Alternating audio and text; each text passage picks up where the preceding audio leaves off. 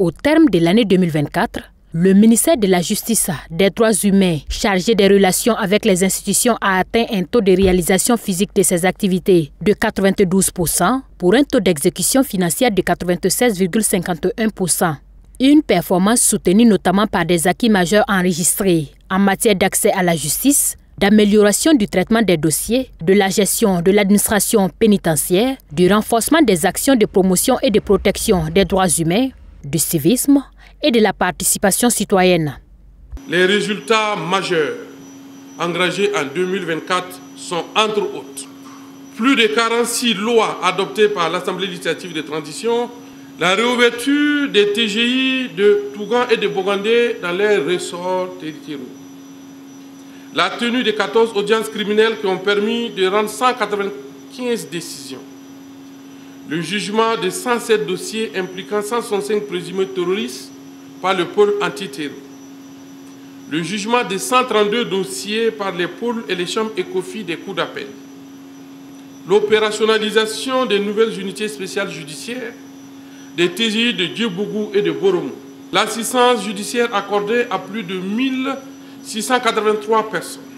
Autre acquis engrangé par le ministère chargé de la Justice au cours de l'année 2024, c'est l'adoption de la loi portant administration du travail d'intérêt général. D'où le thème de ce conseil d'administration du secteur ministériel, travail d'intérêt général comme peine d'emprisonnement, quelle stratégie pour une mise en œuvre réussie de la loi? Un thème qui fera l'objet d'un panel et qui va permettre aux acteurs de la justice de dégager des stratégies pour une mise en œuvre efficace de la dite loi. Nos juridictions sont aujourd'hui remplies à un taux de remplissage très élevé. Le taux de surpopulation carcérale aujourd'hui, le moins élevé, nous sommes autour de 150%. Sinon, il y a des prisons qui sont à plus de 350%. Et quand vous faites les statistiques, pratiquement cette population carcérale est majoritairement jeune. À plus de 90% jeunes, sont des jeunes qui sont dans ces prisons, qui peuvent contribuer à l'œuvre de la construction de notre pays. Il s'agira de sensibiliser l'ensemble des acteurs judiciaires, des acteurs non judiciaires, des entreprises de placement, pour qu'ils sachent qu'aujourd'hui, il y a la possibilité de demander à ce que des personnes qui sont condamnées à ces peines puissent être mises à leur disposition pour la réalisation du travail d'intérêt général.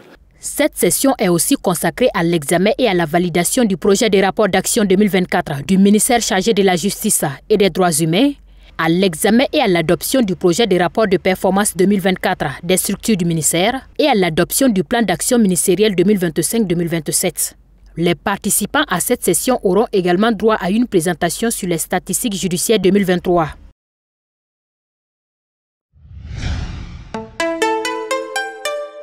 Twi TV, la télé interactive.